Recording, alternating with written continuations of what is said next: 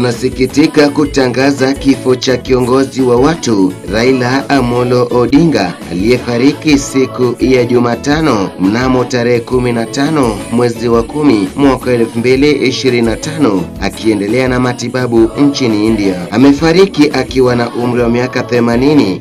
Alikuwa mkurugenzi wa chama cha ODM. Amewacha nyuma mke mmoja, Ida Odinga. Amewacha nyuma watoto 4 akiwemo hayati Fidel, Rosemary, Raila Junior na Winnie Odinga.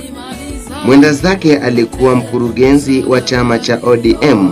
Marehemu Raila Amolo Odinga atatolewa nchini India na kurejeshwa humu nchini siku ya Alhamisi na kupelekwa katika uga wa Kasarani. Marehemu atasafirishwa kwenye uga wa Nyayo siku ya Ijumaa kwa ajili ya ibada ya wafu ya Ikulu, kisha kusafirishwa katika kaunti ya Kisumu siku ya Jumamosi.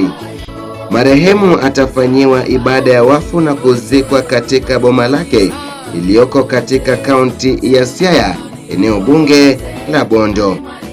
Raila Amolo Odinga, tulikupenda na Mola kakupenda zaidi. Pumzika kwa amani.